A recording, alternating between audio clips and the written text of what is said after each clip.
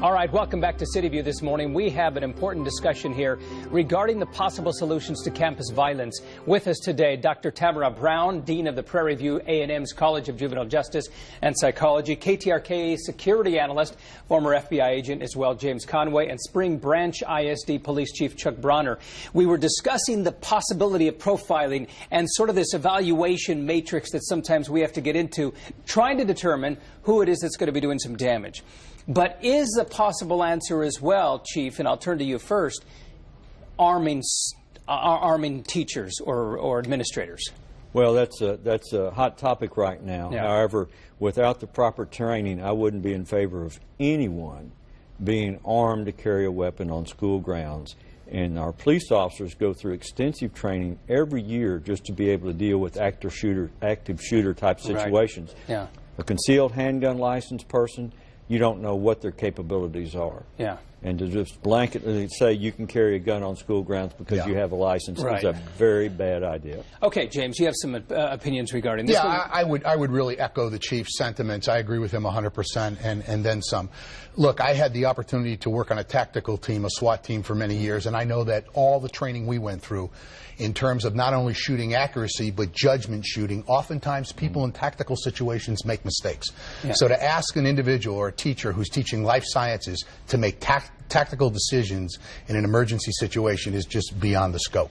Dr. Brown, what are your feelings about this? I would agree and echo the comments that have already been made. I think in these situations what you have are emotionally charged situations where people are reacting, they're not thinking well, they're not making good decisions. And to add guns into that mix seems to me not a good formula. In the various instances that we've had, the recent one at one of the Lone Star campuses, what you had were, as I understand it, two people who were arguing with one another, but because guns were involved, other innocent people were hurt in the crossfire, and that happens in too many places. All right, so let's bring this a little bit more to home regarding our own family life and what parents need to do. And let's start with you, Dr. Brown, because you can deal with this mentally. And what do parents need to do? And should they be the ones saying, hey, you know what, my kid's acting a bit strange here? Are they not speaking up enough? I think parents are in a good position to be the first ones to notice when things are not as they normally are.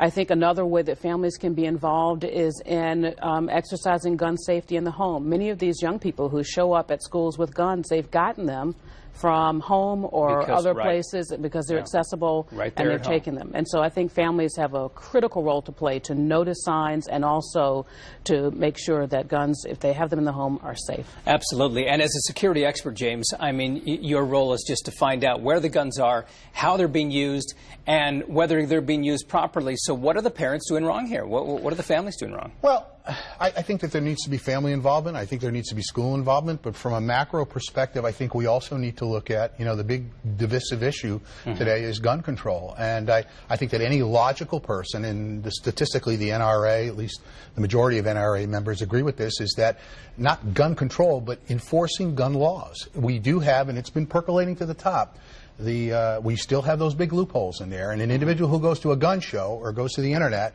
can buy a weapon without the background check, and I think that we need to stop that. If I go to a gun show and I want to buy a gun from you, that transaction must take place between an authorized federal licensed dealer, and that way there we capture the information and we do the background. We have to do a background to drive a car, to fly a plane, to get a passport. Everything else. Let's not be silly about this. All right. Chief, you have 10 seconds here, but tell me what you're going to be doing in the future now. Are you changing daily? Are you monitoring this daily? We are changing things as far as our campus security goes. We're looking for any type of areas that may be weak that someone can get into, and trying to shore up our defenses against someone that may be coming on campus. So. Thank you, Chief. Appreciate it. And Conway, James, Mr. Conway, thank you very much. And Dr. Brown, thank you very much for being with us this morning. All right. Living with a disability can be a challenge. We're going to show you how many are beating the odds here as a new film festival comes to Houston. City View will be right back. Stick around.